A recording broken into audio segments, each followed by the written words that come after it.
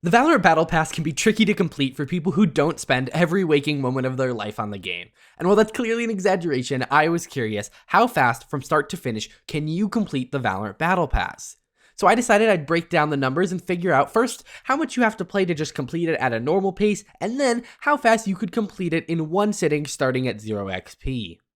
So first, a major factor in this answer is how much XP you need in total to complete a Valorant Battle Pass and its epilogue. The answer is 1,162,500 XP, which is a lot. The next major factor is how you earn XP and what rate that you have to put in order to get out a certain amount of XP. We essentially need a conversion ratio of XP to time. There are three main ways you can get XP in Valorant. You have the traditional modes like Unrated, Competitive, and Swift Play, Spike Rushes, and the rest of the random modes, and one other we'll talk about in a second. So we have to figure out what game mode gets you the best time to XP ratio. Well, the average Spike Rush lasts between 10 and 15 minutes and always awards 1,000 XP no matter the outcome. The average Unrated or Competitive game lasts between 40 and 60 minutes, and for these game modes you get 100 XP per round played and an extra 100 XP if you win the round. So assuming the average 50% win rate per round, you get 150 XP per round on average.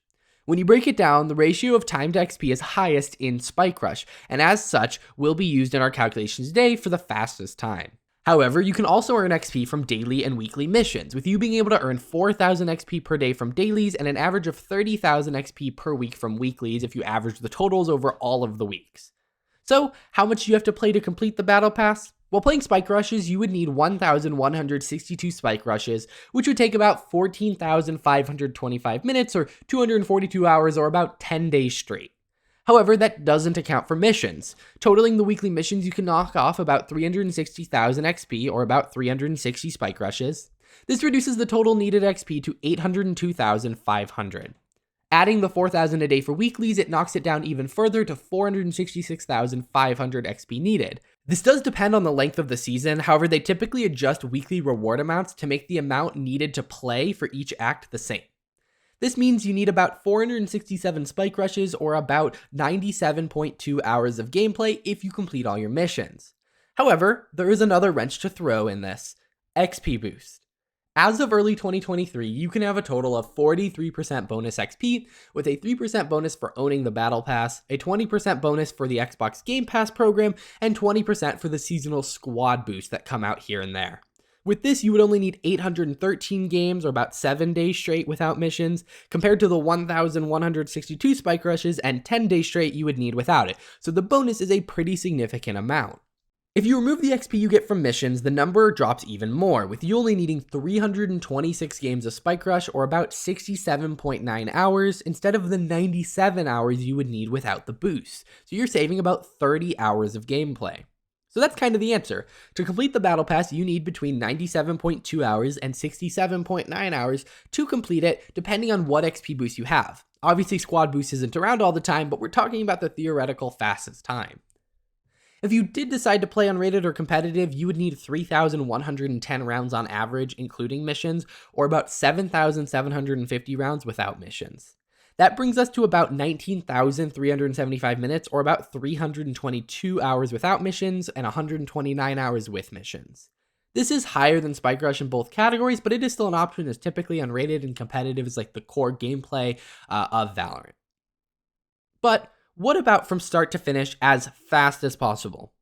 Well, let's assume you do this starting on a Sunday. That lets you more easily get access to 3 sets of weekly missions at the same time.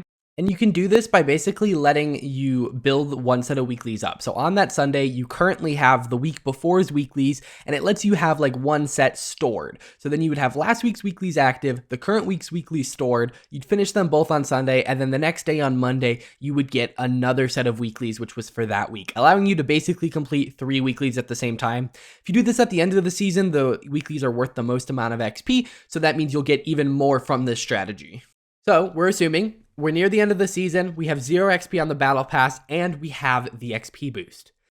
That means we take 1,162,500 minus 3 sets of weeklies, which drops us to about 1,058,100 XP, which would be about 739.9 Spike Rushes, or about 154.1 hours, or about 6.42 days. Across the 6.5 days, you would get access to 7 sets of dailies, which actually reduces the total number of spike rushes needed by 28. This brings the number to 148 hours or 6.16 days. So if you wanted to complete the battle pass as fast as you can, you could grind for 6.166 days straight at the end of the battle pass to complete it. Although I guess technically the fastest way to complete it is to buy tiers, but if you'd rather waste a week of your life, you go right ahead. Either way, I thought this was just an interesting question that answers when is it literally impossible to finish the battle pass by. You could technically start a week before the season ends and still complete it. If you enjoyed this more analytical style video, let me know by hitting that like button. I'll see you guys in the next one.